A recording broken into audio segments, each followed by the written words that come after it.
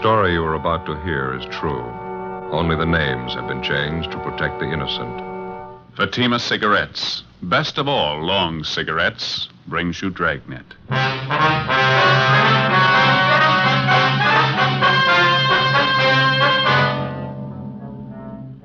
You're a detective sergeant.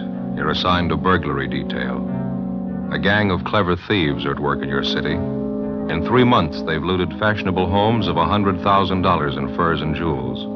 There's no clue to their identity. Your job? Get them. In Fatima, the difference is quality. Yes, in Fatima, the difference is quality. Quality of tobaccos. The finest domestic and Turkish varieties, extra mild. Superbly blended to give you Fatima's much different, much better flavor and aroma. Quality of manufacture. Smooth, round, perfect Fatima cigarettes. Rolled in the finest paper money can buy. Manufactured in the newest and most modern of all cigarette factories. Quality. Even to the appearance of the bright, clean, golden yellow Fatima package. So compare Fatima yourself today. You'll find Fatima gives you all the advantages of extra length, plus Fatima quality, which no other king-size cigarette has. Yes, light up a Fatima. Your first puff will tell you...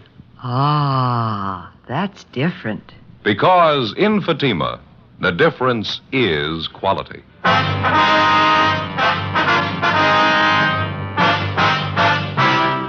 Dragnet, the documented drama of an actual crime. For the next 30 minutes, in cooperation with the Los Angeles Police Department, you will travel step by step on the side of the law through an actual case transcribed from official police files. From beginning to end, from crime to punishment, Dragnet is the story of your police force in action. It was Wednesday, January 10th. It was cold in Los Angeles. We were working the day watch out of burglary detail. My partner's Ben Romero. The boss is Captain Wisdom. My name's Friday. It was 11:15 a.m. when we got back to the city hall. Captain Wisdom's office. Hi, Skipper. Hi. How'd you make out? Not too good. Same old story. Anybody in the house when the thieves broke in? Yeah, the children's nurse was there. She said the burglary took place about midnight. She was asleep in bed at the time. Uh-huh. The nurse said she woke up when she heard the thieves forcing their way in through a side door. She jumped out of bed, ran for the telephone in the hallway, and they grabbed her before she could reach it. Do her any harm? Well, a little, yeah. They tied her up, locked her in a closet. Same MO as the other job, Skipper. 3 men. Each of them wore gloves and a mask. They took all the furs and jewelry they could find, nothing else. Nurse give you the same general description on the 3 of them? Yeah, it's not going to help much. Said 2 of the men were tall, medium build, and one was short, heavy build. She was so rattled she couldn't even remember the clothes they had on. 12 jobs for the same gang in 3 months. We don't even have a good description of them. How slow can we move? Doing everything we can, Skipper. Excuse me. Burglary, Wisdom? Uh-huh. Not until 2 o'clock? No, that's all right. 2 o'clock sharp. Right. Bye. Just had an appointment canceled out. How about a cup of coffee downstairs? Yeah. I didn't even have a chance for breakfast this morning. Fine with me. You grab my hat, will you? Yeah, I'll get it. Here you go. Thanks. Guess you talked to the owners of the house, huh? The place was broken into last night? Yeah, we did. Mr. and Ms. Peterson. They got home a couple hours after the burglary, took a quick inventory. What'd they find missing? Furs and jewels, same as the other jobs, almost $12,000 worth. That's the biggest haul yet. I don't have to spell it out for you. We need a break on this thing. We need it bad. More pressure from the front office, huh? Coming from all sides. The victims, their insurance companies, newspapers. They got a right to cry. Those thieves have been grabbing furs and jewels for 3 months. We're doing everything about it we can do, Skipper. Planning stakeouts, working our informants, running down every lead we can get our hands on. Covered every angle I can think of. They don't worry about the angles we cover. They want results. They want their property back. Yeah, go ahead, Skipper. Go ahead. Yeah. Now, how about the stuff they took on the job last night? You get it on the stolen property list? Yeah, it's all listed. That's one thing that really gets me. What are the thieves doing with all that stuff, the furs and the jewelry? We've had every pawn shop in the city on the alert since they started working. Checked on every possible outlet we know of, any place they could use to dump the stuff. They haven't turned up a trace of it. No results from those APBs you got out? Well, yeah, a few, but none of them have panned out. How about trying the cafeteria here? They got pretty good coffee. Well, yeah, me. that's a good idea. Why don't you two grab a table? I'll get the coffee. Right, Ben. Oh, hold the cream on mine, will you? Right, Skipper. How's this? Is this all right, Skipper? Yes, fine. 3 chairs? Yeah. Okay. How about it Friday? You or Ben got any ideas at all? Well, there's one thing we wanted to talk over with you. We were kicking the idea around on the way back into the office. Would you like a smoke? Oh, thanks. There you go. Last night, we were comparing the different stories we got from the burglary victims. Yeah, light. Thank you. You get a light all right? Yeah, it's all right, thanks. Go ahead. Well, that's one thing that all their stories seem to have in common. Now, that's counting all 12 victims. Yeah, what's that? Well, let's see. I got a piece of paper here. I got it all figured out. Yeah. We know all the victims are fairly wealthy people. They go out quite a bit, parties, nightclubs, things like that. Yeah. None of them were at home at the time the burglaries were pulled. That's right, yeah. Here you go. There's your Skipper. No cream, thanks. Joe. Thank you very much.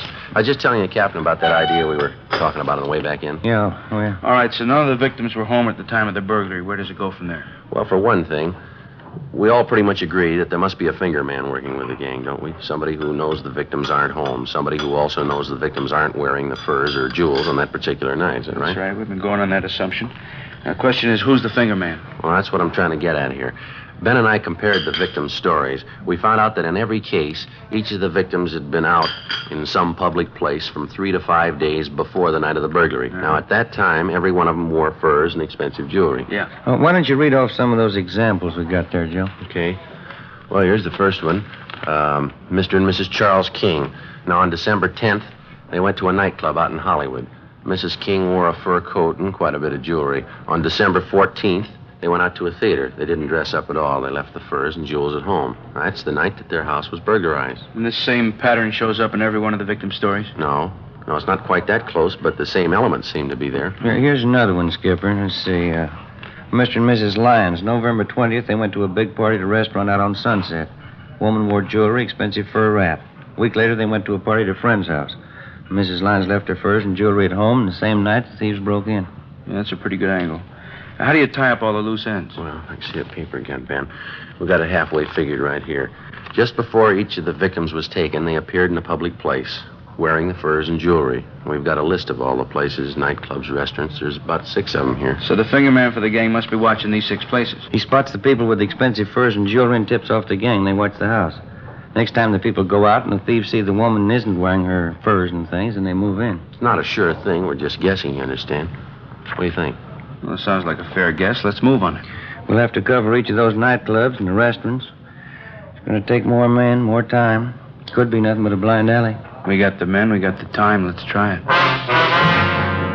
10 p.m., Wednesday, January 10th. Our idea for stopping the burglary gang by reaching their spotter or finger man was put into operation.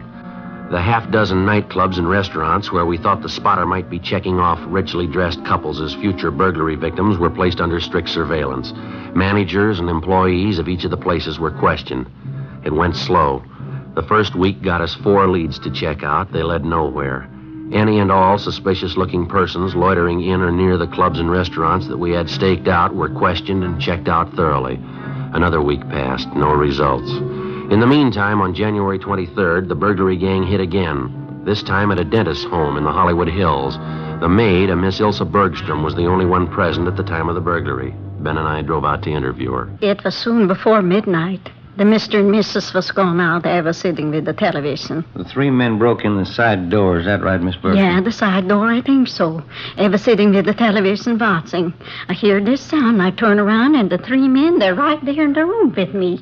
I thought I could scream, but I couldn't. Well, do you remember what the men looked like, Miss Bergstrom? How they were dressed? I don't know. I was so much being frightened. One of them had a jacket on, I think. A dark jacket. The others, I don't know. Anything else about them that you noticed? Yeah, they had masks all over their faces. I couldn't see. I jumped up. I tried to scream, but I was so much frightened. What'd they do then, Miss? Well, they put a cloth all around my mouth so I couldn't make noise. Then they tied my hands and my feet, and they put me in the closet out there, just about the hallway. I was kicking and hitting at them. Mm-hmm. Had you ever seen any of the men before, Miss Berkeley? No, never before. Do you think you'd know any of the men if you saw them again? I shouldn't be sure. One of them, maybe I might know him. Well, how do you mean? Did you get a look at his face? Yeah, only it was very quick. When they was putting me in the closet, I was hitting and kicking at them. One of the men, I knocked his hat off. It fell on the floor. I pulled at the thing on his face, the mask. Almost it came off. Well, from what you could see, what did the man look like? Blonde hair, I can remember. It's not so much on top here. It's only on the side here. And there was right there by the forehead here, a scar going over that way. Yeah. Was he a big man, do you know? As big as the other two? No, he was a smaller man. He was bigger this way, fatter. Yeah. He was so mad when I knocked his hat off, I thought maybe he'd kill me. They only put me in the closet, and then they closed the door. I could hear them upstairs going through the Mr. and Mrs. room. And you're pretty sure of the description you've given us, Miss Oh, Burson? yeah, the scar, the blonde hair. Not so much on top. I remember that. It was... Well, I was so much frightened, I thought he'd kill me. Now, after they locked you in the closet, they didn't come back? That's the last you saw of them? Yeah, they didn't come back to me. I could hear them moving around upstairs, and then I could hear them leave after a while. It was like all night before the Mr. and Mrs. came home and found me. I was so much frightened. This thing wouldn't happen in Sweden. That's where I come from, Sweden. Yes, ma'am. You sure there's nothing else about these men that you've noticed? Something we ought to know about? No, everything I saw, just what happened, I told you the way it was. This never would have happened in Sweden, not like this, these robbers like this. Burglars, ma'am. Yeah, these burglars. I thought I'd be dead. Never would happen in Sweden like this. You mean you don't have burglars in Sweden? Oh, yeah, we have burglars. Well, then just how do you mean We that? have burglars, but they don't break in the house when somebody's there. They're a little bit gentlemen. Is that so? Yeah, they wait till everybody's gone from the house, then they break it. Even burglars should be gentlemen a little bit. Before we left the house, we checked with the owners, took their crime report and a list of their stolen property, some $6,000 in jewelry and fur coats. The maid's description of one of the three men in the gang wasn't complete, but it was the best that we'd had on him in 3 months. Frank Cunningham in the Eye Bureau had the description of the scar on the suspect's forehead checked through the oddity file. Meantime, Ben and I paired up the additional facts about the suspect. The scar, the color and condition of his hair, along with his general description, his approximate weight and height. We had the stats office make a run for us and all ex-cons with burglary records who fitted the overall description. They came up with a list of 10 names, and we started checking them out. One of the first listed was a Russell Snow. We checked his last known address, but he'd moved. His mail was being forwarded in care of his brother, George Snow, who managed the Neptune Plunge, a public indoor swimming pool in the East Hollywood neighborhood. We drove out to interview the brother. Pretty good size for an indoor pool, huh? Yeah, it is. It's a nice layout they got. Must be the office straight ahead there. Hey, Joe. Joe, look. What's that? That girl over there. Look at that bathing suit she's got on. Yeah, they keep getting smaller, don't they? Makes you embarrassed just to look at them. Yeah, maybe I'm just getting old. Yeah.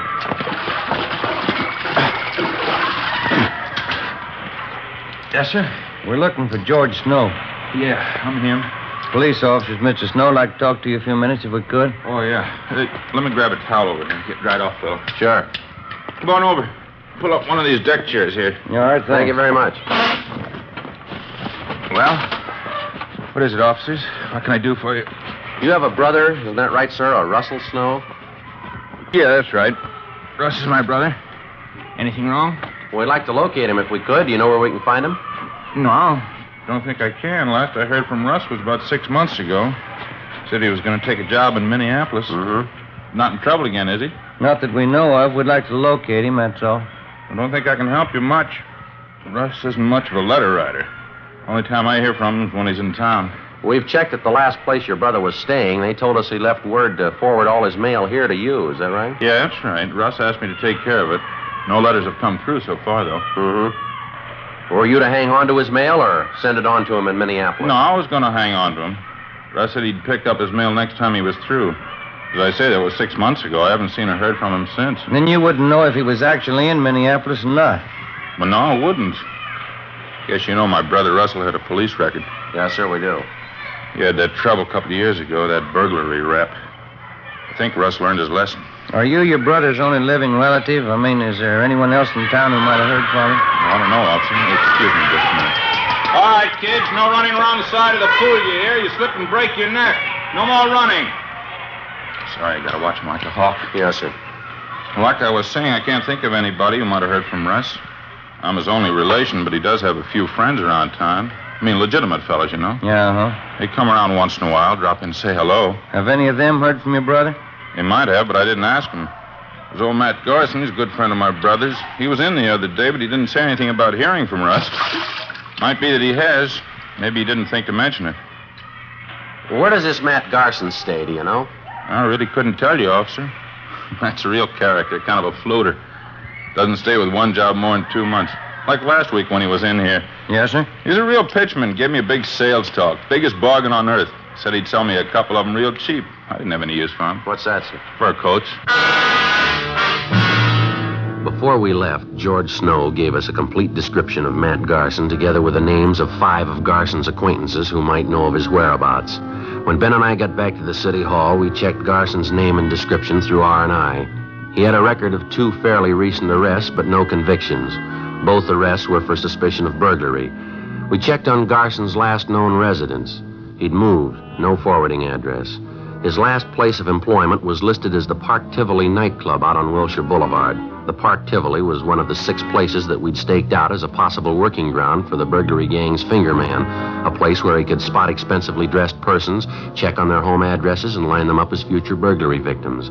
Ben put in a call to the manager of the Park Tivoli to check on Garson's employment. What was that, sir? Last July. I see. Well, yes, sir, we'll probably be out tonight. Right, thank you. Bye. What'd you get? Garson worked out there, all right. Parking lot attendant. He quit last July. If he's the guy checking off the customers' furs and jewels, he's in a perfect spot. Yeah?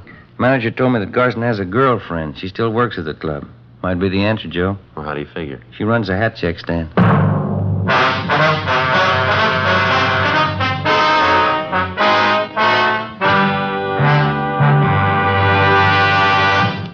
You are in the communications division of a metropolitan police department, the teletype room.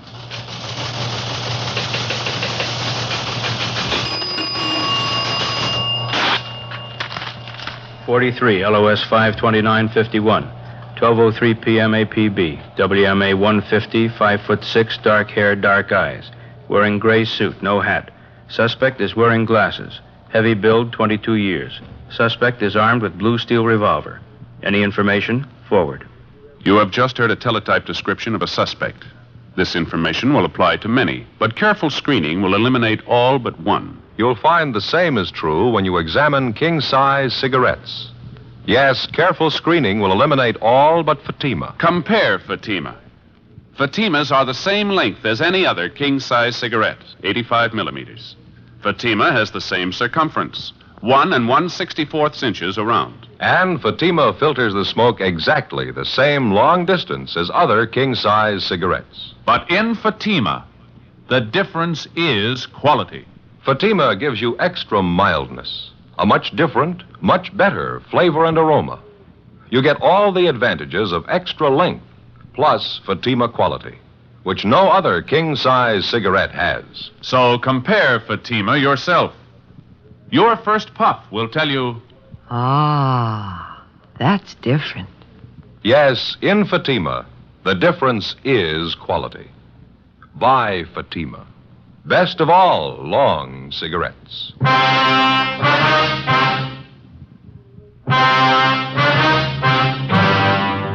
One of the biggest problems that faces a police officer working the burglary detail is not only apprehending the thief, but also recovering the stolen property. Dozens of criminals of this type will spend 5, 10, or even 15 years in prison if they know that on their release they will have a stake of thousands of dollars in stolen property which they've hidden somewhere to start over again with. Thursday, January 26th, 5 p.m. We got out a broadcast and an APB on the burglary suspect, Matt Garson. Then we began checking back on his girlfriend, Virginia Ramsey, who worked as a hat check girl at the Park Tivoli nightclub on Wilshire Boulevard. It was one of the 6 probable places where we thought that the finger man for the burglary gang was lining up potential victims. Despite the fact that she often associated with known criminal suspects, the Ramsey girl had no previous criminal record herself. That night, after she reported in for work at the club, Ben and I checked her apartment. In one of the closets, we found 3 expensive fur coats. They were all identified as property taken in previous burglaries by the gang. In a strong box in the desk, we found a half a dozen pieces of expensive jewelry, also identified on the stolen property list. Ben and I got in the car and drove to the Park Tivoli nightclub. Your hat, sir? Check your hat? Your name Virginia Ramsey? Yes, that's right. Police officers, Miss Ramsey. Like to talk to you downtown. Beg your pardon? I say we're police officers. Here's our identification. Like to talk to you downtown. What's it all about? I haven't done anything. Then there's no reason to worry. We'd just like to ask you a few questions, that's all. What about? A man by the name of Matt Garson. I understand you know him quite well. No, I don't know him. I don't even know what you're talking about. Want to get your coat, Miss Ramsey? We'll talk it over downtown, huh? I'm working now. Listen, I won't be off till 2 o'clock. I can't just walk off the job. We just talked to the manager. He's going to have one of the other girls take your place. Do you want to get your coat, please? All right.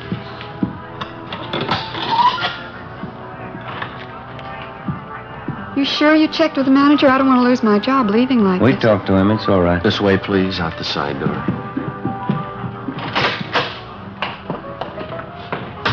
I'd like to know what this whole thing's all about. I think I have a right to know, pulling me off a job like this. We told you, Miss Ramsey, it's about a friend of yours, Matt Garson. He used to work here at the club, didn't he? I wouldn't know. A lot of people work here. I don't know them all. Why should you want him anyway? Do you know him? I think I might, yes. Not sure. Why do you want him? For interrogation, just like to ask him a few questions. Why? You ready to admit that you know Garson? I think I might. Yeah, I know him. Want to get in, Miss Ramsey? Still don't know what it's all about. Why do you want Matt Garson? Same reason we want you, suspicion of burglary. You don't know what you're talking about. You can't prove anything against me. We already have, miss. Huh? We found 3 fur coats in your apartment. There was some jewelry there, too. Those things are mine, every one of them. They're all mine. All right, come on, you're wasting time. They're stolen property, you know that. How about it, miss? You want to tell us about Matt Garson? Where is he? I told you. Told you the first time. Yeah? I don't know him. 10 p.m. We drove the suspect, Virginia Ramsey, downtown to the city hall and took her to the interrogation room. We questioned her continuously until well past midnight. She refused to admit anything. We gave her time to rest a little and sent out for some food. Then we resumed the interrogations. 2 a.m. The Ramsey girl still refused to admit any connection with Matt Garson, his friend Russell Snow, or any members of the burglary gang. We stayed with it. By 4 a.m., we'd halfway convinced her that protecting the members of the gang wasn't the answer, that the best thing for her to do would be to cooperate. 5:30 a.m. Can I have a cigarette? Yeah. Here you are.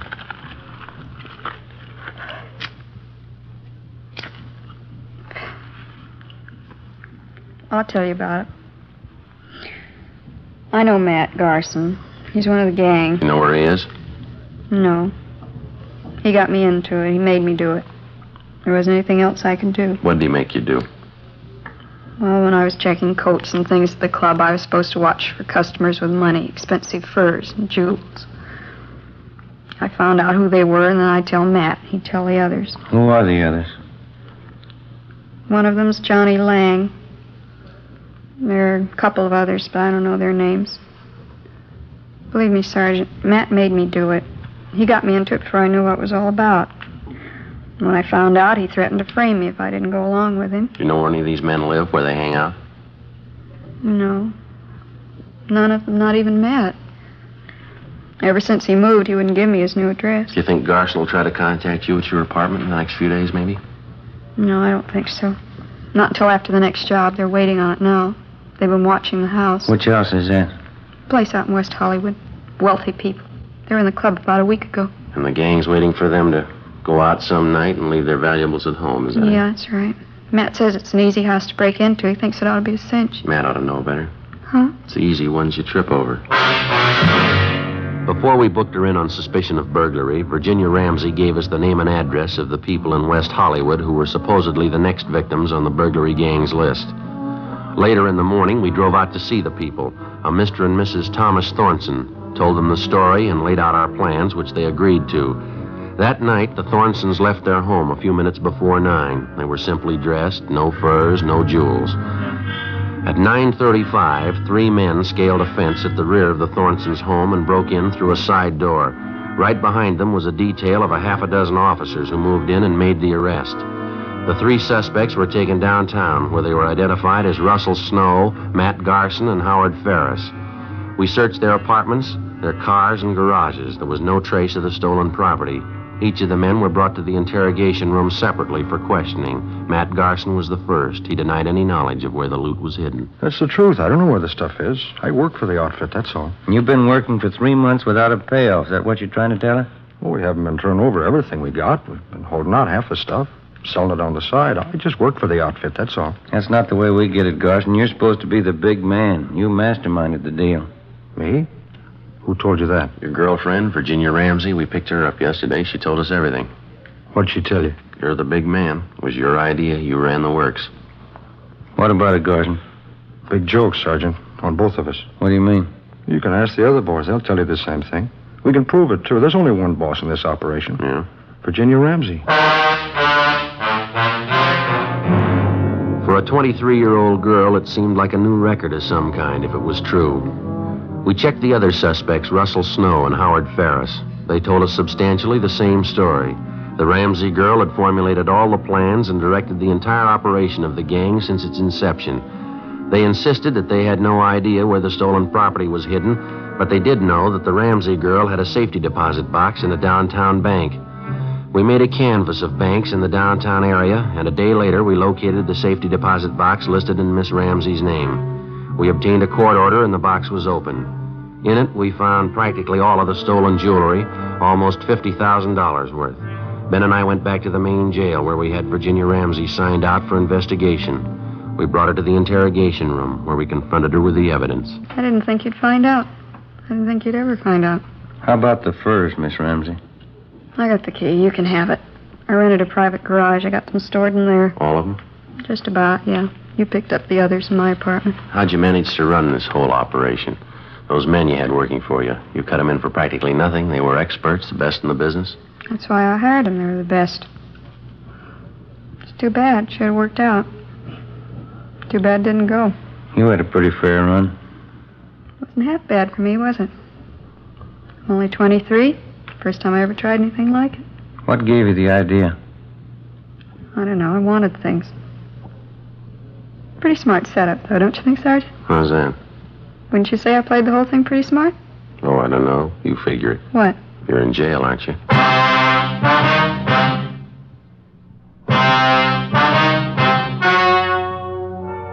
The story you have just heard was true. Only the names were changed to protect the innocent. On March 28th, trial was held in Superior Court, Department 89, City and County of Los Angeles, State of California. In a moment, the results of that trial. Now, here is our star, Jack Webb. Thank you. Friends, if you smoke a long cigarette, I want you to get acquainted with Fatima's. This weekend, for instance, when you're relaxing and taking it easy, you'll really appreciate Fatima's better flavor and aroma. And I know you'll like Fatima's extra mildness. Make a note tomorrow. Buy Fatima's in the familiar yellow carton.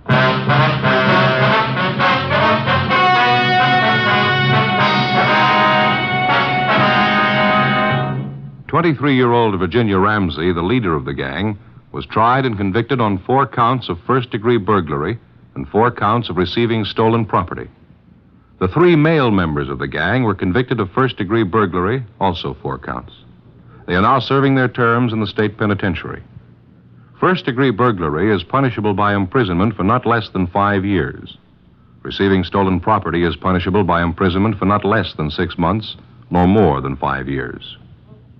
Ladies and gentlemen, vacation time is here again, and a great many of you will be taking trips in your automobile.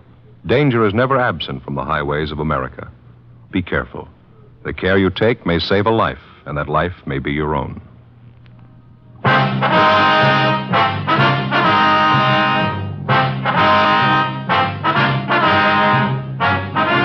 You have just heard Dragnet, a series of authentic cases from official files.